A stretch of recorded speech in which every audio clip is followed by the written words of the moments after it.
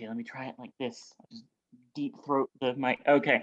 Oh, that's making it into the podcast. Yeah. Yeah. I knew it would.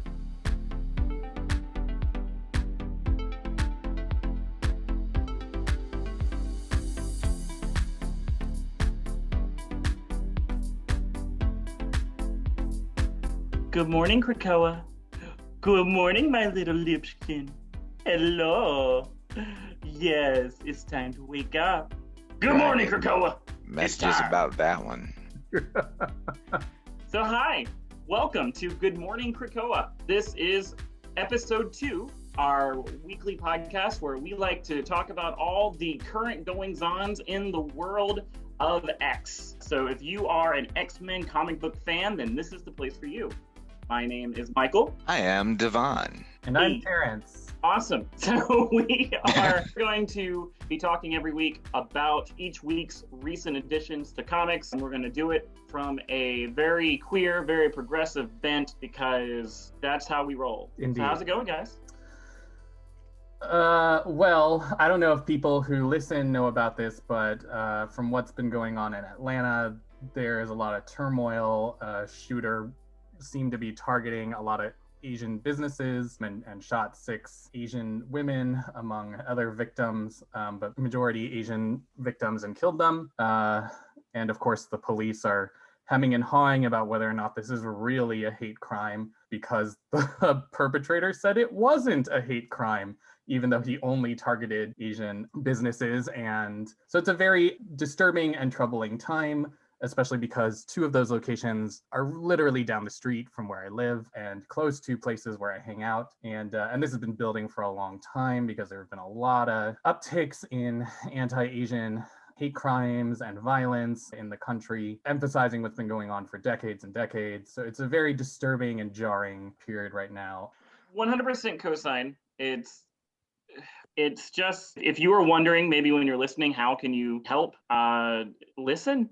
Be there for your friends that are hurting right now, and also try not to force them into emotional labor because they're going through a lot right now. Very fresh for us here in Atlanta because it just happened. And this is situated also in the context of racial violence that has happened for such a long time in other communities, especially Black communities, including Atlanta, couched within a lot of other tension with the anniversary of Breonna Taylor's death and the George Floyd trial that's proceeding right now.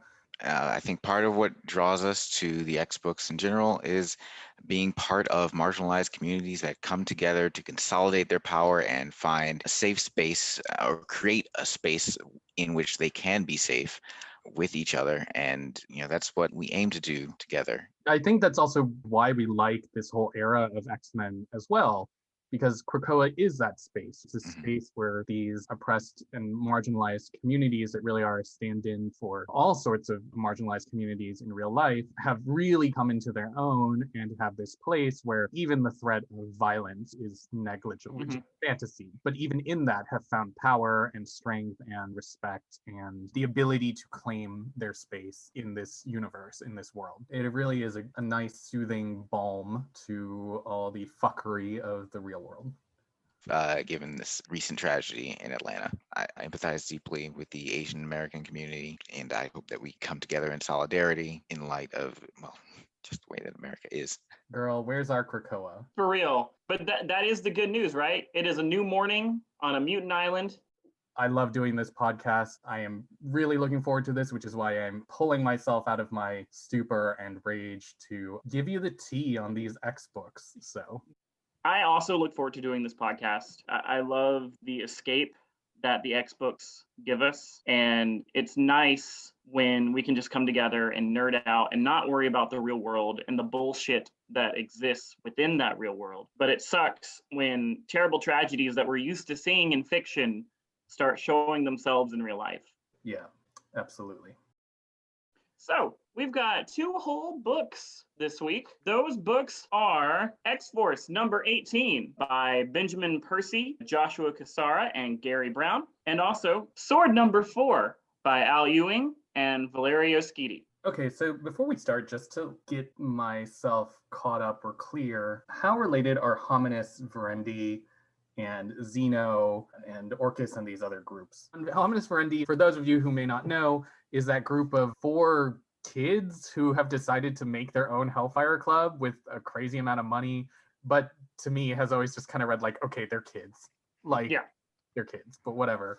And Xeno seemed to be this like weird, almost like Court of Owls society that's led by a guy with like a mask and a peacock tattoo who seems to be cloning mutant bodies. Hominis Verendi, are they bankrolling? That's the thing. I don't know what level of what reach Hominis Verendi has in everything that's going on. Yeah, with all of this focus on the MCU lately and like Netflix series, I have to keep reminding myself as I'm reading these that these are still X-Men comics. There are going to be multitudes of villains that are not necessarily related. They aren't all going to merge into this one gestalt organization. You have to keep that in mind and not expect that they will all eventually come together and make sense with one particular agenda. If you can't tell, DeVon has no patience for people who thought that the big bad for WandaVision was going to be Mephisto.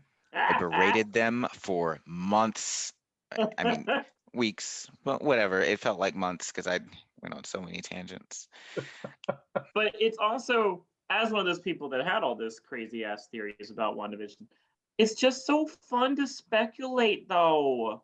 Let me have my cake. And there's nothing wrong with speculation. Speculation is fun. It's what the writers and creators expect us to do when they have these stories that drag on for months at a time. The problem is when you become completely dissatisfied with the story because your expectations weren't met. True. Oh wait, did you guys not like the reveal that Zorn was Magneto the entire time? How dare you?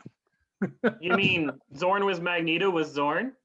Zorn was Magneto was Zorn was working with Sublime and using the U-Men and somehow built an entire prison in China. How dare you force us to relive this? God, that was such a terrible era. Oh man, we have to confront our trauma. No, I mean I love Grant. I mean, this is a tangent. I love Grant Morrison's new X-Men. It was really the thing that got me into X-Men comics pretty seriously. And then into Astonishing, but God, that ending is just still so baffling. It's what got me out of comics. I know we're sidebarring here, but this is a good question. Has there ever been a moment in X-Men comics where you were like, I gotta take a break here? What was your moment? To be fair, I was reading up until in Messiah Complex when my boy Nightcrawler got killed. And then I had to take a break because I was furious. And I didn't come back until he returned. For me, it was the end of Avengers versus X-Men. That's when I was really like, I can't do this right now because the entire metaphor of what was handled here with the Phoenix and with the Avengers and how the Avengers definitely seem to represent this mainstream authority trying to engage with like the politics of an oppressed minority group and not really knowing what they're doing until they created so much risk and danger that it went pear-shaped, and then they subsequently, arrested all the people involved. It drove me nuts. I thought it was a totally mishandled and one-sided storyline. And afterward, I was like, I don't know if I'm ever going to read another Marvel comic again. And I have to say, it wasn't outside of their ability to do so because the Avengers Alliance RPG web game that they had for a while handled the Avengers versus X-Men storyline. And that I actually played through was incredibly balanced, right? That was a great game. Yeah. And the storyline there was actually like, okay, I get it, right? I can get how the X-Men are wrong here. I can get how the Avengers are wrong here. And the resolution is solid. So it wasn't out of their power. It's just what actually got published was garbage. Yeah, not even that. So obviously this was when we were without a Nightcrawler, so I wasn't reading at the time, but I went back and read. And I remember as I was catching up, I saw the solicitations for Avengers versus X-Men, and I got hyped. I was like, oh, this is going to be good. We're going to have some good, superhero on superhero fight. This is going to be great. And then I read it. And then the Phoenix got split into 5 pieces because Tony Stark shot a gun at it. And then the Phoenix decided that she don't love herself. And she just started being with anybody that would take her. Right. Howard the Duck. Howard the Duck. Look, the Phoenix is a top with no standards. She will be inside anybody. gosh, sorry, you talked about Avengers versus X-Men, and now I'm just thinking about all the things that disappointed me about it. Oh my god, it was trash. Like, you know how I knew it was trash? In that very first like preview issue, right? Where like Tony Stark gives his overview of what the Phoenix is, and he calls it like a space parasite. I'm like the sum of all life, past, present, and future in the universe.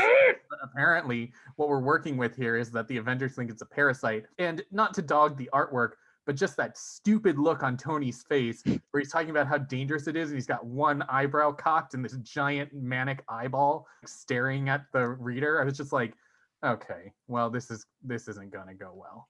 I mean, seriously, what experience do they have with the Phoenix? Where were they for that entire saga? They have no experience. It's not even the first. It's not like the Dark Phoenix saga was the only time the Phoenix has ever touched on Earth. It's been everywhere for years, like with Rachel, and the Avengers have no concept of what they're dealing with. And she is the only successful Phoenix host. Which they totally had to forget, right? Like we will not get into why no one called Rachel when the Phoenix we have to get into it because the only person. It infuriates me. Rachel was even in the freaking book. She fights Captain America. Not once do they mention that Rachel is the only successful host of the Phoenix Force. No, that's not even the worst part, because they do. She fights Captain America, right? He's like, you should know that the Phoenix is uncontrollable. And she's like, I controlled the Phoenix, like, and it was fine. Well, then there's no one talks about it ever again. Rachel even asks later on, right, when it gets split between the Phoenix Five, she asks Cyclops, does the Phoenix even think of me? Oh my god, bad relationship metaphor, right, with the Phoenix. Right? Like, does the Phoenix even think of me? And Cyclops is kind of like, no, right? Like, she's with us now, right? Like, it's just like the most bizarre constructed problem, right? Okay, so to be fair, Rachel is from an alternate timeline. Is it the same Phoenix? Is it the same Phoenix with the same experiences? Right. I can explain this. I know this. Okay, so what ends up happening actually is that Kate Pryde, on her way back from the Days of Future Past event, her spirit interacts with the Phoenix Force shortly after the Dark Phoenix saga, Inferno, and shit like that. And they talk, and she's like familiar, and they make a deal basically, which is that the Phoenix Force is just gonna hang out with Kate and watch her in her regular timeline. And then at the very end, Kate and Rachel do like the suicide mission, and she says Dark Phoenix, which is the signal for the Phoenix to then possess Rachel, and then it dragged Rachel into the 616 timeline. That's how Rachel actually got the Phoenix. Solid. Yes, I totally forgot about that. Yes. So I guess it is the same Phoenix, to answer your question in that roundabout continuity sort of way. So I want to apologize to all of our listeners for this continuity black hole that we have just wandered into. I think we've escaped the event horizon, but this is just a fraction of X-Men continuity, and we will not go too much further into this because I'm lost. This is what you paid for, people. So DeVon, there was not. I wish I could say that I am a discerning enough reader that there was a particular storyline that caused me to stop reading at some point. But the truth is, like, I will commit to a bad relationship. I watched all seasons of Scandal and How to Get Away with Murder just because I'd started them and I figured I should finish. So the reason I stopped reading X-Men back in the new Xavier School days wasn't because I'd lost interest in the story. It was because I lost access. I was just not able to continue gathering the comics. I just didn't have the resources for it anymore. Now that I do, I'm back to my favorite superhero soap opera, and I will stick with it for better or worse, or until I run out of money. So, Phoenix, a top with no standards. DeVon, I would call myself self-destructively codependent. Good for you. Good for you, girl. Find your own label. Yeah. So with that said, who wants to start first with their review? Well, with X-Force number 18, I'll give a very quick summary. We start off in the Krakoan forest with Black Tom Cassidy having possibly a memory of being tickled by Juggernaut, which, I mean, these are classic supervillain bros. Mhm. And given the context of modern day X-Men, we have to wonder exactly what their relationship was. You know, being tickled by Juggernaut, I mean, I'd find it pleasant. I know they haven't said it, but that one line, my eyes bulged out of my head, and I was like, Black Tom gets his back broken out by Juggy. Oh my god. No, he would not have survived that without Krakoan resurrection. But he is also a plant person now. Well, we see him rudely awakened by what looks like the Slender Man in the middle of the forest. And then we get this really cool scene of Tom just getting sucked into the environment, which is him. Essentially, he is bonded with Krakoa in a way that Doug Ramsey only wishes he could be. Then we cut to the Green Lagoon. We see Sage drunk uncharacteristically. Blob, again, being relegated to the role of bartender. Poor guy. Maybe he'll get some characterization outside of that. In the Green Lagoon, we see Sage assaulted by the same nightmare apparition that attacked Tom Cassidy. Same characteristic, pinkish swirls and nightmarish transmutation of environment by Blob himself. And then we move on to the blue area of the moon, where we see Jean and Wolverine and Scott living that polyamorous life unambiguously. Yeah, right? Total confirmation. Right? Love it. We love to see it. Then she is attacked by the same apparition, which just gives us some perspective on the range of this thing that we're seeing here. It's not relegated simply to Krakoa. It seems to be attacking all of the Krakoan mutants, regardless of their current location. But then we zoom back to Krakoa and Quentin, Quire, Phoebe, and then we end up in the grotto, or not the grotto, the... Is it the grotto? No. Is it Ariel's grotto? Names for Beast's hideout. Go. The asshole sphincter. Beast No place? The furry blue hole. Oh no. Well, it's wherever Beast and Sage have their mysterious under the waterfall clandestine secret room. Well, we find Beast unconscious, and apparently he's like had this massive stroke.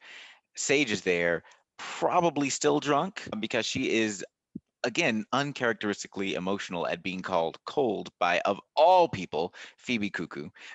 Right? Like, double black here, girl. Where we learn that Sage and Beast had this death pact agreement that if one of them were to become incapacitated, they would just kill the other because they are essentially just these repositories of Krakoan secrets that cannot be allowed to amble on. We then get to Beast's nightmare, where he is sort of a retcon here. I'm not sure, again, if this is our mysterious villain's version of Beast's childhood, or if we're sort of retconning his past to be a little more modern, like they did in The Simpsons recently, that really ignited the fan base. Ooh, are we really going to talk about we will not talk about 90s early 90s Homer, teenage Homer. But retcon, like, controversial enough. It was. But here we've got Beast, who looks like he's in like late 80s, early 90s garb, when he is clearly older than that. I mean, he plucked himself out of the 60s. So we see this again, this slender man who's starting to look more and more like old school Quentin Quire, asking him to write down all of his secrets on the blackboard. And there are several notes here that tell us that something is wrong. You know, once Beast realizes that this was a nightmare, he snaps out of it. Sage kills him so he can be reincarnated or resurrected. And then we cut to a scene with Phoebe and Quentin on the cliffs, where Quentin is going to attempt by himself to reach out to this mysterious presence, because it is him. We've determined that the mysterious Slender Man monster we've seen here is actually one of the old dead bodies. I mean, he's been dying left and right. They've been left all over and discarded. There really should be a policy for, reclaiming these, but I feel like that's about to be written. But Phoebe and Quentin both eschew the guidance of any adults, both Jean and Emma, anyone who's more experienced and could possibly do this. And of course, he ends up in trouble, having some sort of massive stroke after being confronted by his doppelganger. I would say the evil version of Quentin Quire, but really, what is that? Quentin Quire. Quentin Quire. Exactly. There was something in those document pages that you love so much, DeVon. There was something in there that I recall was a pretty interesting reveal, but I can't remember what it is now. I just want to go on a quick explanation that I hate these expositional text blocks that break up the story of each textbook. There are maybe 4 or 5 that I think are appropriate and work, but generally they just feel like lazy writing, or maybe the writers and the artists couldn't coordinate at a particular time, so they just decided to just throw it all in a text block. See, and to really just drive home my Paula Abdul nature, I love them. So this is what makes us such a great trio. And actually, in a strange departure from my Simon, I'd fill the Randy spot here because I do agree that I think that they're generally pretty lazy writing. It's not a great form of communication in something that's like a visual medium, barring a really nice touch, right? When it's appropriate. And in this case, it's kind of like you wanted to say this, but you didn't have the pages or whatever. But I'll accept them because they do convey some information. And in this case, it's not a revelation. I think we all knew that it was happening. But what I thought was interesting about this is that Sage explicitly states that the creature has clearly been harvested from one of the many bodies that have been left behind by Quentin Quire, in the same way that this has happened to Domino, right? Yeah. And to me, that was kind of like, are we recognizing then that we shouldn't be leaving our mutant bodies just lying around on the planet when people have a long history of taking bodies, cloning them, reviving them, Auctioning off pieces, as we saw in Wolverine a few weeks ago. Exactly. So has the loss of the threat of eternal death just made the X-Men so sloppy about where they're leaving their DNA on the planet? That seems to be the case. They really do seem a lot sloppier than I remember them being. Well, let's be fair. Like, leaving dead bodies all over the place has never really been a problem for anyone. There's really no protocol of like going to collect someone's dead body because it may be used for nefarious purposes. Well, especially when one of the rules here is that they're not telling Flat Scan Society that X-Men are able to be revived. They're working with this premise that, oh yeah, no, this person didn't actually die. But you can't really say that if you've got like a body hanging out here. I mean, to some degree, they must know. Jumbo Carnation was an enormous public figure, and he's suddenly back. Right. And granted, this happens all the time for the X-Men. And for the rest of the Marvel universe, honestly. I mean, death is but Jumbo Carnation a revolving isn't door, but it's never been a process. Yeah, and Jumbo Carnation is not an X-Man or an Avenger. So I think it would still be surprising for the general populi of Marvel to be like, Jumbo Carnation is back? For me, it would be like Alexander McQueen being alive again. Right. That's a weird thing because like we know that the whole thing with Colossus being revived in Astonishing X-Men was not only that the body they thought they had reclaimed and cremated was a fake, and the real Colossus's body was stolen and absconded with and revived by Breakworld. So clearly, if one of the issues with Resurrection Protocol is that you cannot have two people who are the same, you need to confirm the death, but bodies get revived all the time, you better be grabbing that body back or making sure that it is gone. Yeah, I mean, that's a very good point, and I hadn't even considered when I was reading the book. But one of the main things, like in X Factor, I think an unintended consequence of X Factor is, they have that garden full of corpses that Prodigy is studying. Mm-hmm. That's a great way to keep track of all these corpses that are around. So that's pretty cool. I really want to bring up the fact that I don't really care for X-Force. I've never cared for X-Force in any iteration. But the one thing that I love is that they continuously kill Quentin Quire in just about every issue because they hate him. Y'all really hate Quentin Quire. Mm-hmm. I am out here in these streets hating Quentin Quire. That's not very Paula of you. You killed Quentin, you bastards. I did, and I do it again.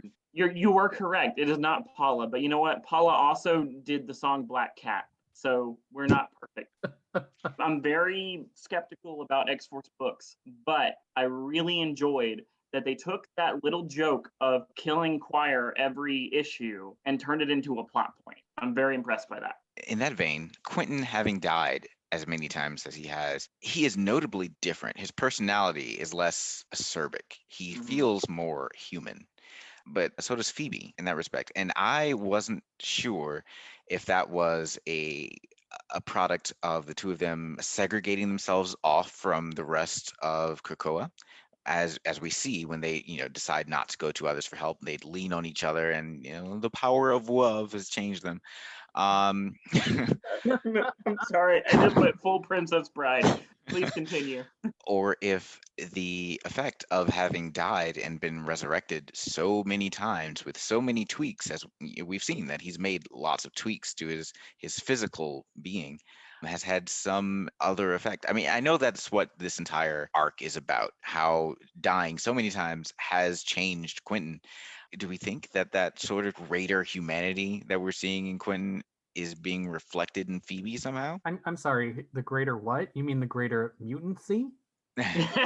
Excuse Oh, me. Homo superior? Mutanity?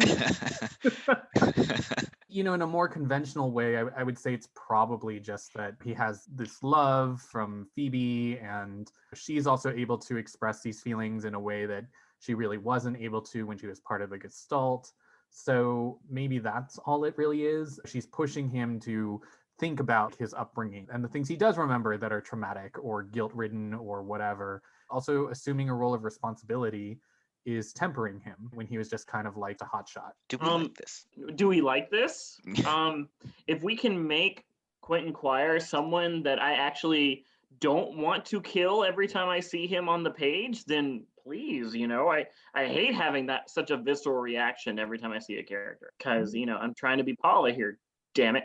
I normally don't like these kinds of characters, and while I'm not super fond of Quentin as he exists now, I really don't have the same level of vitriol toward him that I think the two of you do. I don't have any vitriol towards Quentin. I think he came in at a time as a figure who was questioning the authoritarian figures of the X-Men at a time when the X-Men were ripe to be questioned. Their leadership was morally gray. Professor X was still mostly in the picture. And this was around the time of Schism, where we weren't sure, if Cyclops or Wolverine were to be the face of the X-Men. And Quentin was rebelling against all of it, trying to find his own way. As obnoxious as he was about it, I think he was right to do it and not just follow the program. So I've always liked his character for that reason, if for not any of the other obvious reasons to dislike him. But I'm going to go ahead and go out on that limb. You guys are, being kind of Quire neutral. Fuck that guy. I don't like him. He's a bad person. He's rude. He's mean. He bullies everyone else that is at the school. Yeah, He's like, I'm an Omega. I'm such an Omega that I'm going to call my code name Kid Omega. Like, screw you, man. First of all, I still, even after the Hickman redux of the Omega classifications, I hate having Alpha and Omega level mutants and all this other. I hate it so much. All it does is create these discussions and these debates about, well, who's stronger, who's super. We're not talking about freaking Goku. We're talking about people that have nuance to their abilities, and where any ability could be useful if used with cleverness and in the right situation. It's not about overpowering people. And to me, the asshole that is Quentin Quire represents all of that bullshit. So yes, I hate him. I suppose your very clearly strong objection to divided classes and power sets and categorizations of powers is certainly in line with your idea that there's just like no bad mutant power, and like everyone is just like the same, and we're all just like so beautiful. So you should just like accept the fact that you have like one bulging eye while I have the slamming body of like a Victoria's Secret model. So, dear listeners, this is part of a much larger conversation that we will not have here tonight. I love it. But I will say, I'm gonna get you. I'm gonna get you, sir. We will reserve this for another time. Michael and I are going to throw down relevant again in the actual comics that we are discussing. Okay, so sorry, DeVon, is there more for X-Force? I mean, that was the synopsis. Basically, I am mostly wondering, like, how gnarly must Black Tom smell? Ugh. Oh God. He like lives out there in the middle of the woods, no amenities, talking to himself in third person. He looks like he smells like a mossy foot. Not to shame anyone who's got like a foot fetish. Mm-hmm. Like, ugh. No, when I see him, all I think of are those guys that only use natural deodorant. Like that's Black Tom, 100. Well, that's a great segue because I'd like to talk about our new sponsor, natural deodorant. Crystal natural deodorant. Lumi. Oh, wait, one more thing. I just got to give a special honorable mention for X-Force. Play of the game was Sage snapping Beast's neck. The guy has had it coming for such a freaking long time. It felt cathartic to see it happen. And if he does not come back non-fuzzy, I will be pissed. My God. So he's got X-Force protocols where he has complete control over any edits made to his resurrected body. His blue fur in his mutation that he caused himself by self-experimentation has been a plot point of great concern for him because he has been evolving and devolving again and again and again. He's been a cat, an ape, and just a random blue monster through, God, the last 7 years. Decades. And if he does not come back free of this mutation, I am raging. Yeah, like that's an attention to detail I would love to see. That would be amazing, but I fully expect you to be full of rage next time he comes around. Well, most likely. Hopefully there'll be more neck snapping for Hank because he really ground my gears around the Matt Fraction era where he became this really like holier than thou, sanctimonious asshole with regard to everything that was happening on Nation X and with X-Force.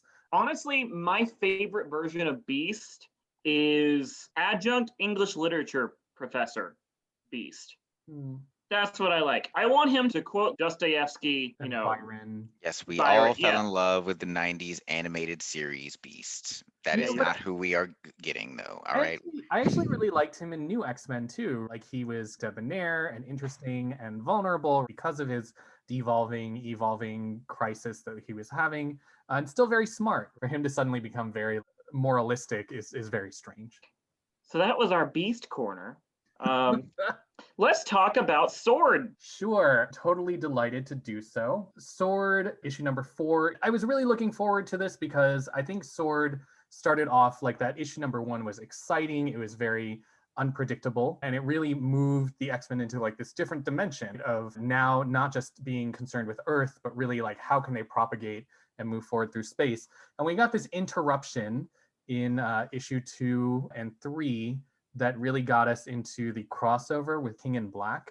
And, you know, there's this mysterious figure, as we mentioned in our previous series, to the point that we were like, did that resolve? What happened there? Because we thought that this figure who comes back and invades Krakoa is probably Cable, and yet we didn't see any of that in the most recent Cable book.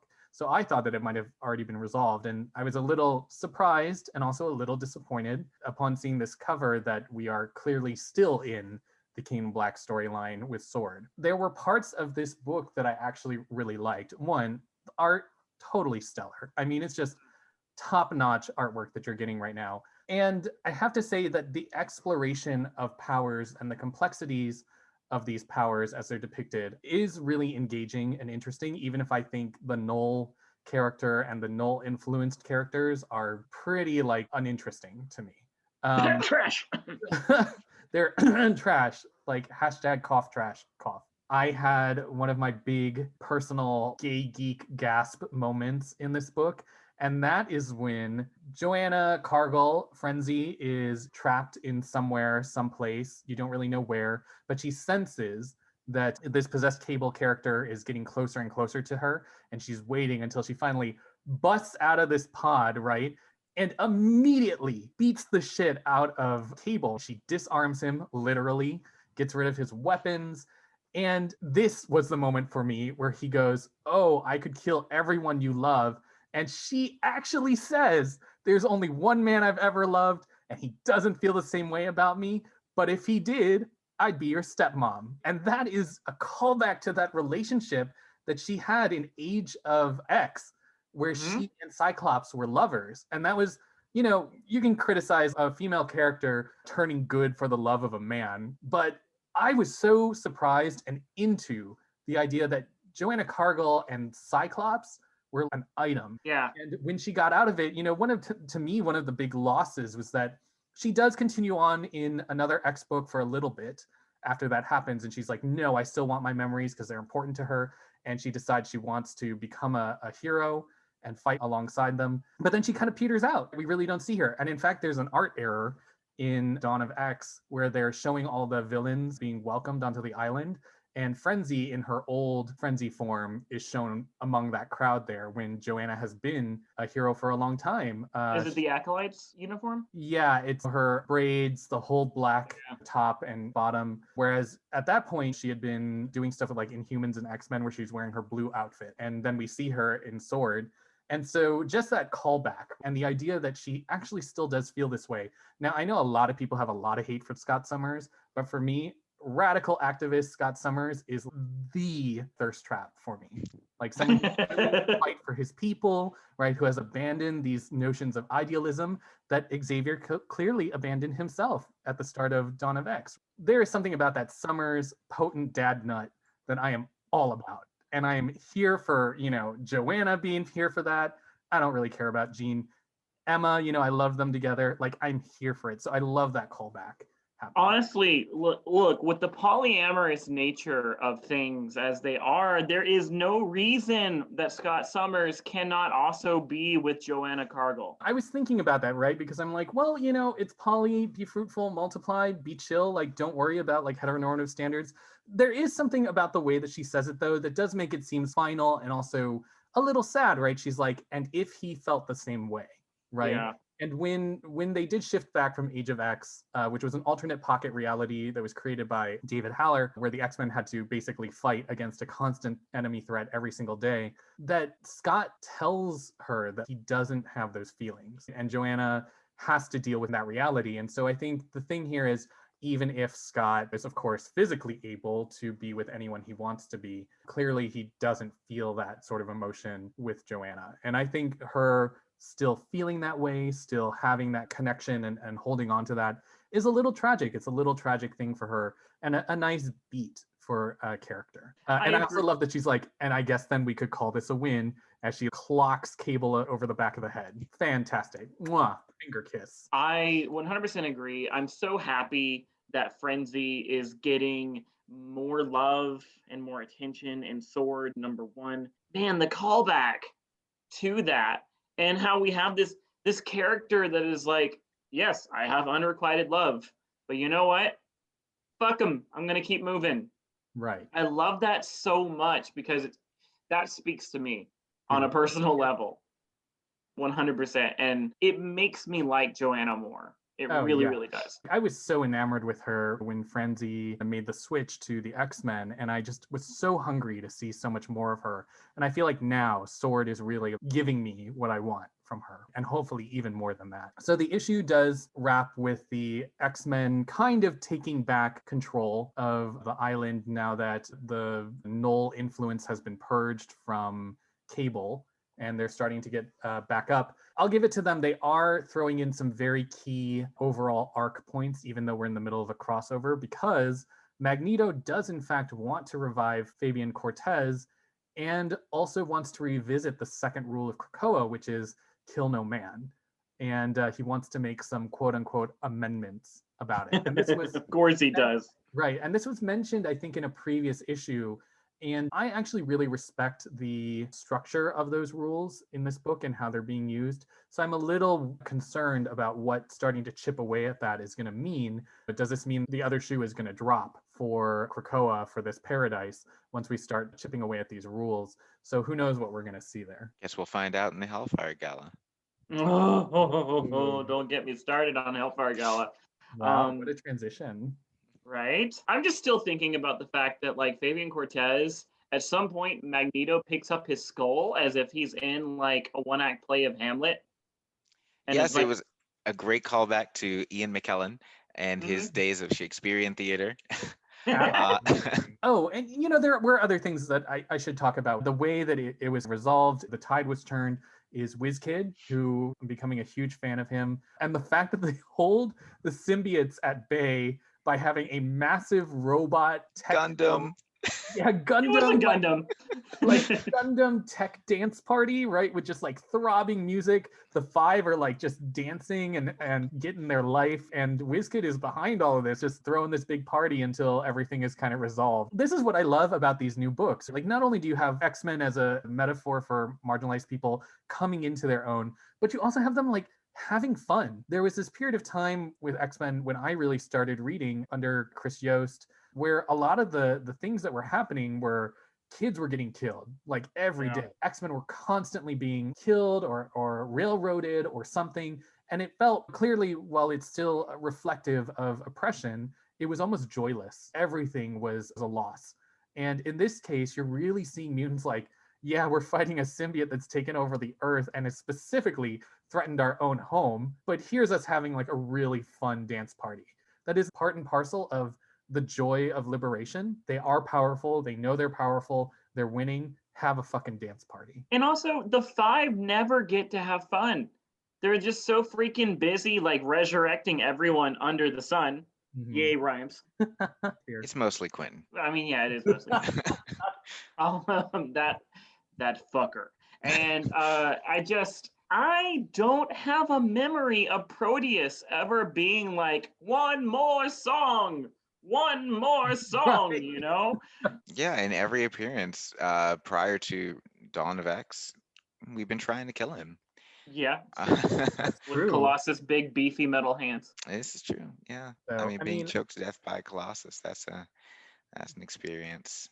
So I gotta say, I mean, like Sword was, even though we're in the middle of this crossover that I find a bit insipid, still managed to be just so good. Agreed. Yeah. Also, I just want to give a special shout out to Manifold, Mhm. who before this book I didn't give one iota of a shit about, but after this book, he's quickly becoming one of my favorite characters. I just didn't know about him. And then now I'm like, oh shit, he's like related to Gateway and he's got these cool powers. So first of all, okay. Everyone's related to Gateway. How is this? Every black X-Men character that we've run across so far is related to Gateway. What? In some reality, he's Bishop's grandfather. Yeah, right? He's mysteriously connected to Monet, probably an uncle, and now he's Eden Fessy's relative somehow. Right, Like, come on, let's branch out. Yeah, I mean, I mean, I'm gonna say this. I guess Gateway gets around. He doesn't say a lot, but he Ah. does a lot.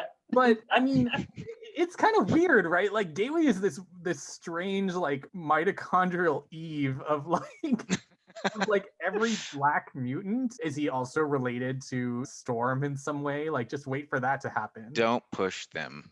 Wait, Don't give actually, them ideas. in the 90s, there was a theory that Storm was the great grandmother of Bishop. Of course. Yeah, I'm not surprised. Girl. Yeah, way to call that one out, because I totally forgot about that. But he 100%. I definitely remember the thing with Bishop, like that connection, and then Monet too, right? Like, 'cause Yeah. she He encountered. dropped her off at the Massachusetts Institute way back in Generation X. Right, and she Independence could figure out days. like why he was so concerned with her, right? And her sisters. Why are you so obsessed with me? Where are her sisters, by the way? Where are her sisters? We know where her That is- brother is.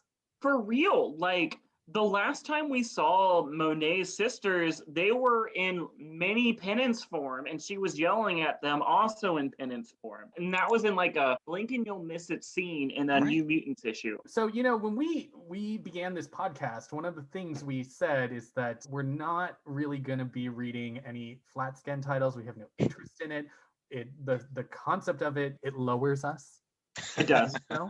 And we do not want to lower ourselves by reading them. And yet it turns out that one of our own has already broken this sacred rule on our little queer X-Men only island.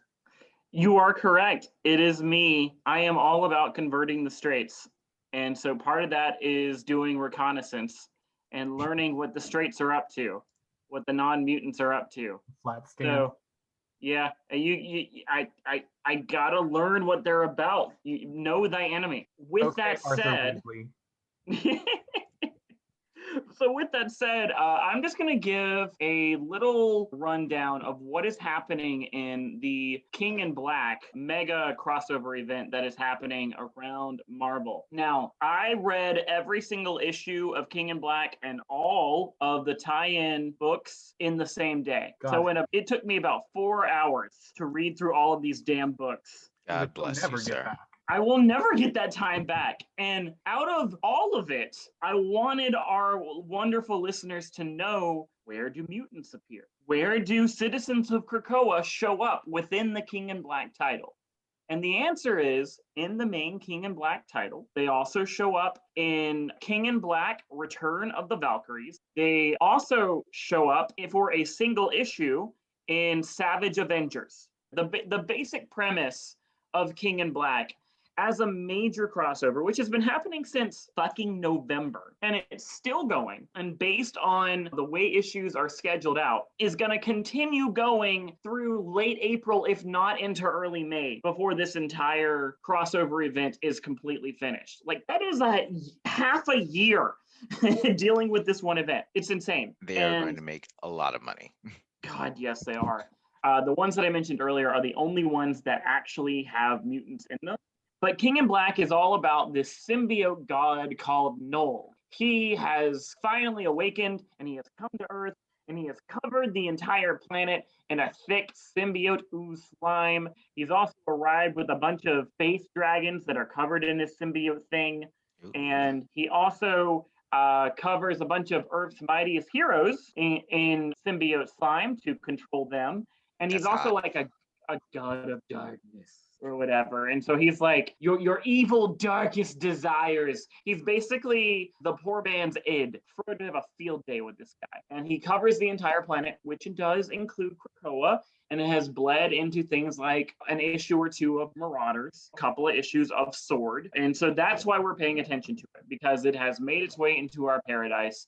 And so I made the sacrifice to read these flat scan comics. So Null comes down and he is searching for Eddie Brock's son. Eddie Brock, if you don't know, is the classic Venom, and Eddie Brock gets killed.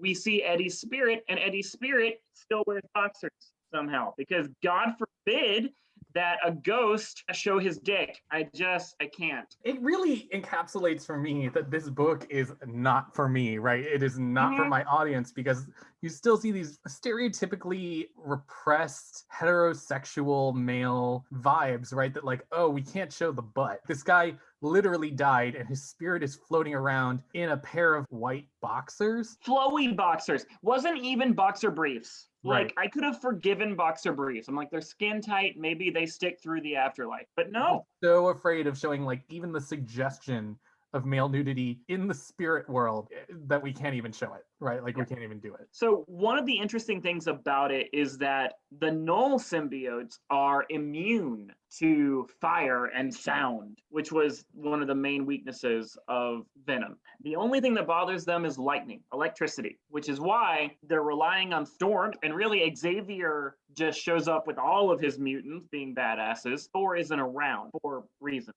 And Storm is like, shut up, Xavier, I'm trying to focus. And she's calling down lightning. But it's not enough, because this is a planetary event. So naturally, Storm and all the other X-Men get consumed. Eddie Brock's son is able to discover his power, which is to communicate with all the symbiotes out there. And he's able to command the symbiotes to leave our heroes. And so now, as of King in Black #4, our heroes have a fighting chance, because he has commanded them to leave all of the major heroes out there so that they can then fight back against Null. If you have not read this book, okay, let me sum it up. Like Eddie Brock's son, Dylan, is just Dylan. like Please do.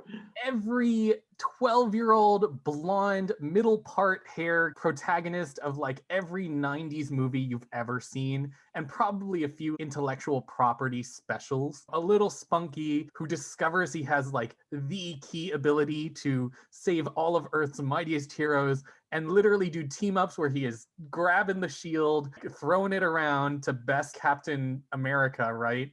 and team up with Spider-Man and do all this crazy crap. I was just like, this kid's name isn't Max, or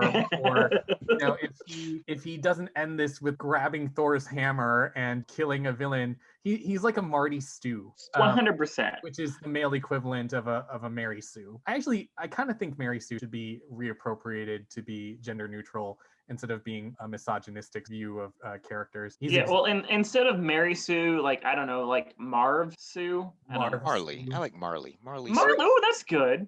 So the main story, King in Black, is by Donny Cates and Ryan Stegman. They've got 4 issues. There's one more, which is the conclusion. You don't have to follow anything else. Trust me, I read every single other book that is connected as a tie-in. It's unnecessary. But with that said, I will mention the ones where mutants are mentioned. So first, I'm going to get the one I hated the most out of the way, which is Savage Avengers. And that's because I didn't give a shit about it. There was some dude that I didn't know. There was also Deadpool. There was Conan the Barbarian. And at some point, they decide to rob an old storehouse of the Hellfire Club. And there's a Krakoa gate there. And who should walk through but 3 merry marauders? And so we get Bishop and Iceman and Callisto walking through the gate. And then we have a little fight.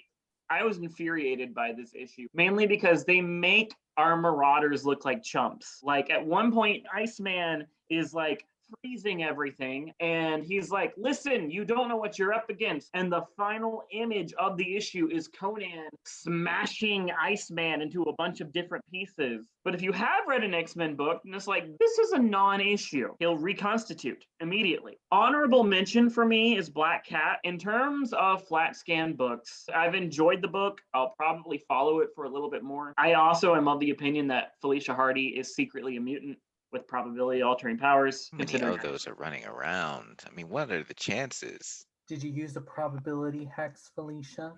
Right. Really, the crown jewel of the entire King in Black saga has been King in Black Return of the Valkyries. Because one of our favorite new mutants is a star in this book. Good old Dani Moonstar. She's not just teaching kids on Krakoa anymore.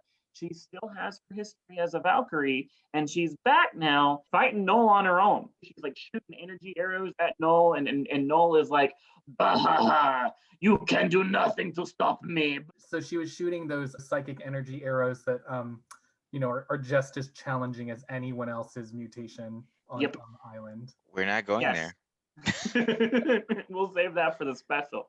But the thing is that because Dani is a Valkyrie, this allows her to also be a part of a larger story that involves Jane Foster, who is now currently Valkyrie, and talk with Brunhilde, who is the original Valkyrie. There is also a new Valkyrie that has been introduced, very similar to the one that we saw in Thor Ragnarok. So she's, darker skinned. She is a lesbian. She's one of the ancient Valkyries, and her history involves them being around when Null killed a Celestial back in the day. I did really enjoy this book, mainly because, yay, Dani! She's one of my favorite New Mutants. So I'm always happy to see her getting more love. Also, Brightwind comes back. And if you don't know who Brightwind is, it is her Pegasus. Yeah. Anyways, it's not the best story, but hey, if you love Dani, this is a really good story to follow.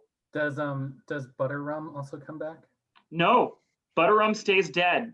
There are some constants in life.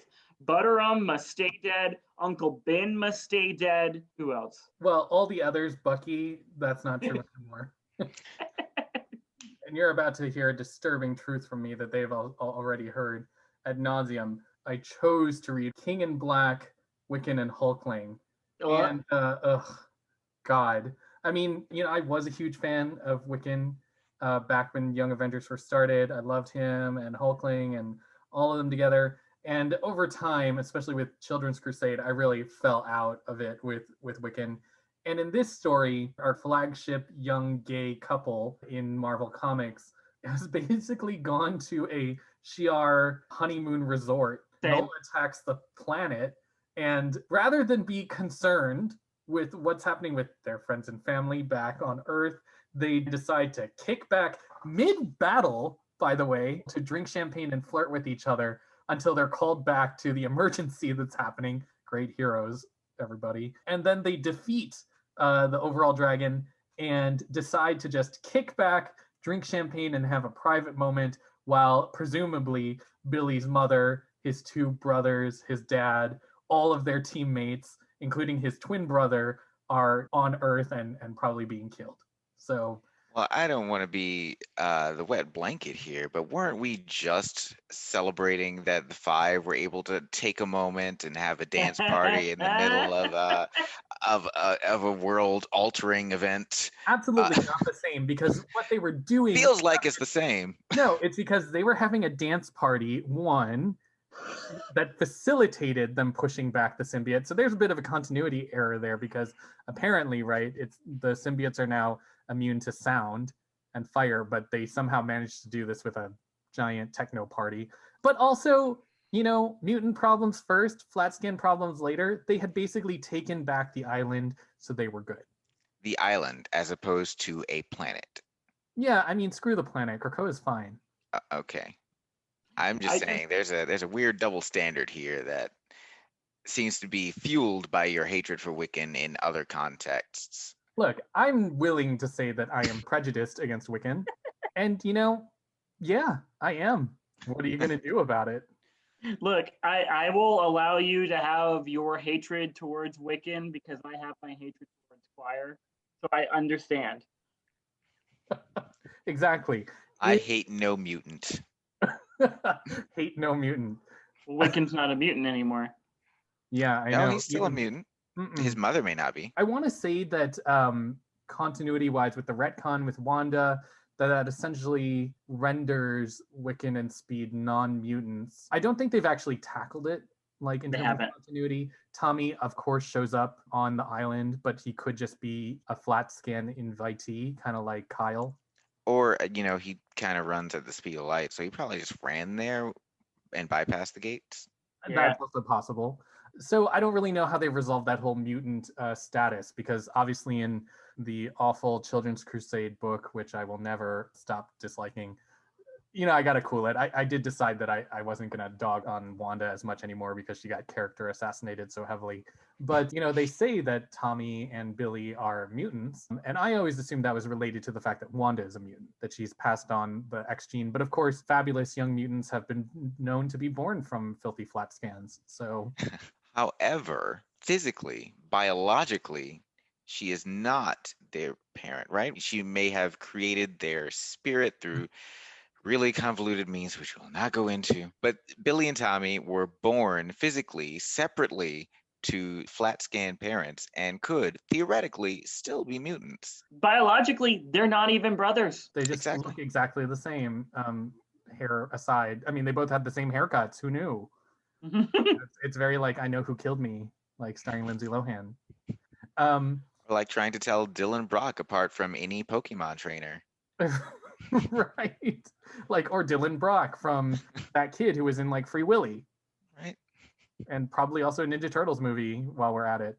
The other interesting thing is, yeah, of course I forgot about Billy and Tommy not being the children of the Scarlet Witch through conventional means, because I think Marvel has forgotten that continuity. And this is why I ended up disliking Billy so much, is that he really like always wanted to fanboy be the child of the Scarlet Witch. And the instant that was in some way mystically confirmed, he never talks about his actual parents anymore, who were shown to be supportive and loving and concerned about him. And now all he does is like refer to Scarlet Witch as mom, kid, you got a family that apparently you don't care about.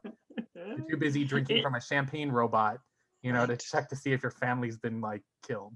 Look, listen, if I was on my honeymoon and I had this big muscly man as my husband, champagne bots all around, get my back blown out at every opportunity.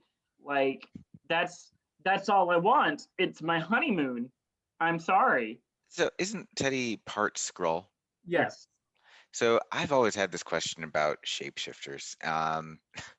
And we can omit this as an aside. Oh no, but, we're not but is it more of a snapping to a template, or just tweaking features like you would in The Sims when you have these sliders for different things and you sort of move things about. So if you were a shapeshifter and that was how you did it, you just sort of move things like you were a canvas and you were creating a painting. Is it possible that you have no permanent form? You just go back to what your self image is. Yeah, And so therefore, you may not ever actually go back to what your natural form was.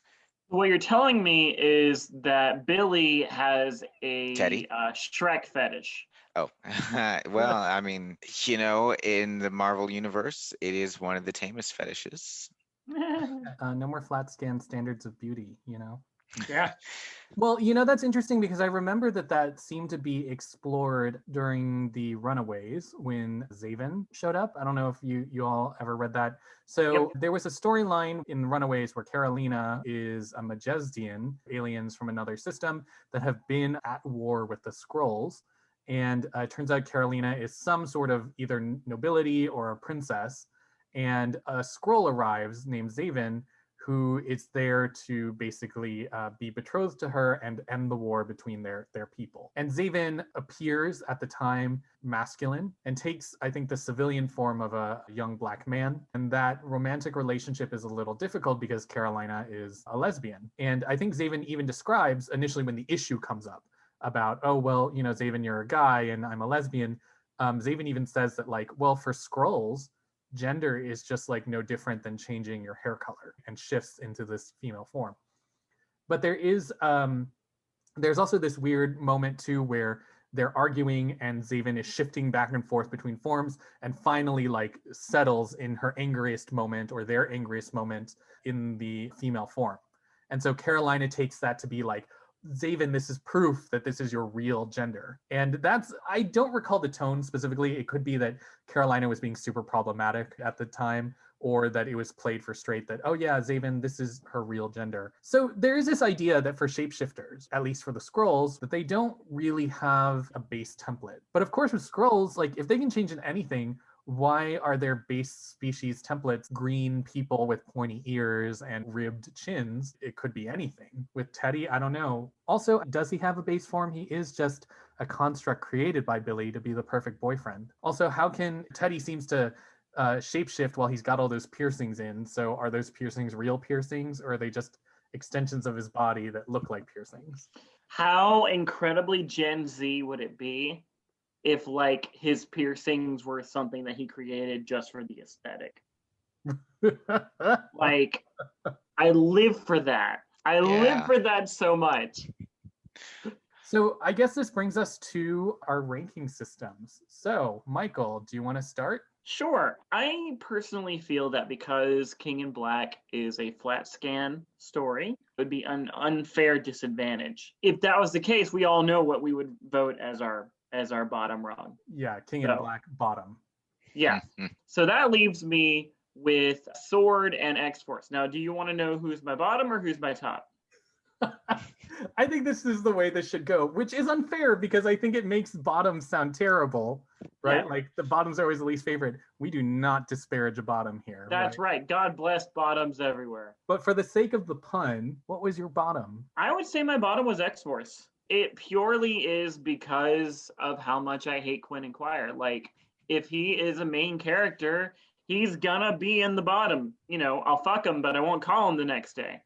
That is how it goes. I'm sorry. All right. Here we are.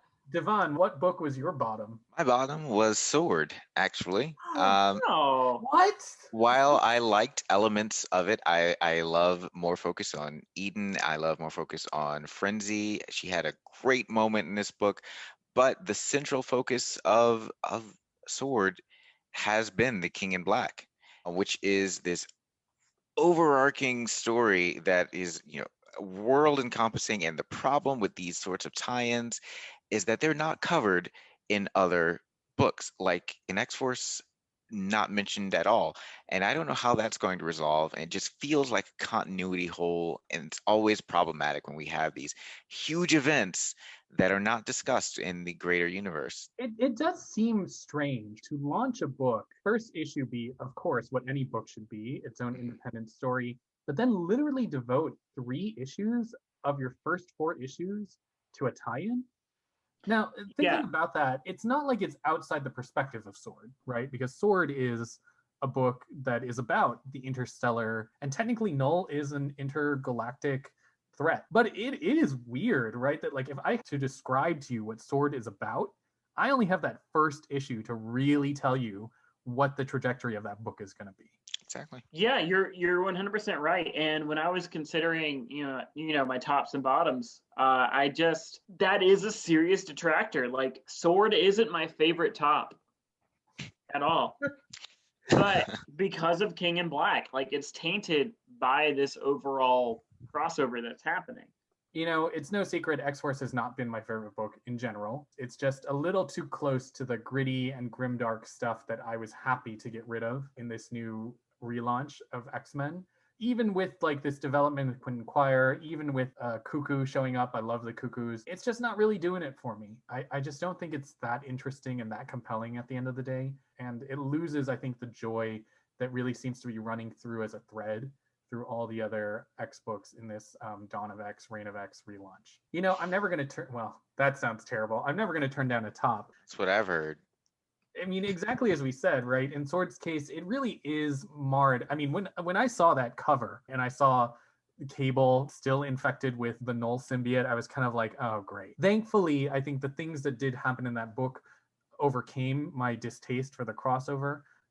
Again, that moment with Frenzy really sold me on. I mean, I literally gasped when I read that line. I was like, because I thought she was going to say, I really thought she was going to say, I've never loved anyone except for this one guy. And I figured that one guy might be someone in back continuity who I never heard of, right? But then when she references the stepdad thing, I was like, oh my God, she is still gunning for Cyclops. And I am here for that continuity beat. Well, maybe if she was a psychic, you'd be into her.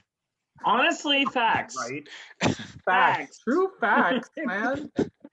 I mean, to be fair, in Age of X, he was into her, but that was also because he was a gritty character, and Frenzy is a like takes no shit kind of character. So I honestly really want to know what it is about Scott Summers that has so many incredibly bodacious women just like can't get enough of him. At one point, Emma called him catnip for psychics, but Frenzy is not a psychic. So what is the deal, yo? You know how psychics always complain about they're always hearing the worst thoughts because that's what comes to the surface of most people. Just when they know they're in the presence of a psychic. I theorize that Scott doesn't have these thoughts because he's just not capable of them. okay, it's just an empty chasm. Everything about him is all on the surface. I actually think that Scott's deal, why he's so attractive to psychics, is probably because he's so controlled, so repressed in so many ways. I mean, that would just be like tantalizing. That would be like a present that is wrapped. It's trying to stay sealed up as much as possible. And I think that's probably like just pure catnip for psychics. Let's be real. It's probably because Sinister did it. Yeah. It's that hot, potent Summers dad nut. Yeah. That is why no one cares about Havoc. Okay, he ain't no dad. This is true. But I mean, Maddie likes him. Well, I mean, but like Corsair, right? He's a dad, total Burt Reynolds type, into it. And Scott Summers, he's got like 4 kids across various forms of continuity, including one with Emma Frost. No one talks about Ruby Summers. It's true. Also, Jean Grey actually has no children, but is taking care of all of her alternate selves kids. Her clone's kid, her alternate version. Maybe it's not just the Phoenix who don't love herself. Jean Grey is the ultimate stepmom. Yes. I mean, she is totally Julia Roberts in Stepmom. Yes, 100%. And Madeline Pryor is Susan Sarandon. God. Just the idea of like Joanna being like, yeah, I'm your stepmom. So good. It's so good. Yes, Joe. And yeah, can we call her Joe? Like, I fucking love just calling her Joe. I mean, just even the idea, right? That like she was conscious, like she's not subdued. I don't know if that's supposed to be because of her powers, right? I was thinking I that. think so. That she was not subdued by that symbiote, right? And she just ripped out, looking fucking flawless. I love the costumes also in SWord. I mean, so detailed and probably very messy to replicate, but just gorgeous looking, right? Mhm. I also, this is more of like a political thing, but it was a thing I noticed as a trope for Joanna when she converted to be a good superhero, is that, of course, Frenzy, when she's introduced as a villain, is rocking, these cornrows and braids. And then when she converts to be a superhero, suddenly she has this like, asymmetrical cut, which is super fashionable, but it's all straightened, right? Her hair is just straightened and whatever. Constantly. And I think tropishly, you could read that as good hair for good people, bad hair for bad people, playing on that racism. So it was at least nice to see her as a hero reinvented with SWord, where she's still rocking, like a hairstyle that's natural and still being a hero. You're not seeing these standards of white normative beauty impressed upon her.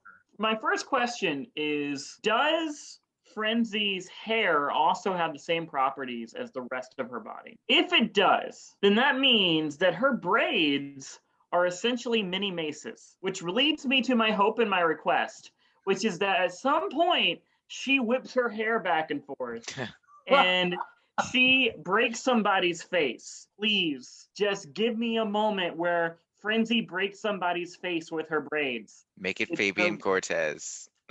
Oh, that'd be so good. Yes, like smash Fabian Cortez's face in. Oh my gosh, I love it. I mean, we love to see it. Yes, we love to see it. We root for her. Joanna Cargill, we're rooting for you, baby. All of us are rooting for you. Let Cyclops go. There are other mutant daddies out there. 100%. Yeah. Seriously. I love Cyclops, but Joanna, you can do better and you do deserve better. For sure. As much as I love Cyclops, one of the things that's missing with him in this reboot is that he really isn't in the space that he was near the end. He's not that freedom fighter quite as much. He's more balls out in the way that all mutants are more balls out now, but he's really not in that sort of a radical activist vein that I really liked seeing him in. So you've kind of lost that edge, and that's really what, is attracting me to that hot, potent Summers dad nut. And I don't, that's what Frenzy fell in love with when they were fighting to the death every day in Age of X. I don't think she's got those reasons to be in love with him anymore. Yeah, he's not the same man that he was in that alternate universe. And he was sort of that man for a while near the end before he got killed by a toxic plot cloud. We won't go there. We won't go there. We can't do that now. This episode is already too long. All right. So give us our rollout. What do we got next week? Next week, we can expect Cable number 9 and Excalibur number 19. And just so you know, we have not missed the Hellfire Gala previews that were showing up. We just want to save that for another time because, girl, we have thoughts about those looks. Yes, and we absolutely. want to make sure that they make it into the book. Once again, I seem to be the only one with standards going through this, and I can't say the same of my co-hosts. I guess you'll just have to find out and see which of us has taste. It's less about taste and more about who has, I don't know, unfortunate expectations. I only want the best for Mutantdom, and I would hope that you would want the best too. But if you don't, store-bought is fine. Thank you, the Ina Garden of Krakoa. Okay, so with that said, if you have enjoyed our conversation today as we talk about all things Krakoa, please send us your thoughts, your comments, your feedback to our email address, goodmorningkrakoa@gmail.com. Would we say that's the end, folks? Thank you all for listening. Good morning, Krakoa, and good night. Good night, Krakoa. We love you so much. Take a good sleep. Yes, that's right. Just pull the covers up right over your face. We're not about to take it out for walks, Michael.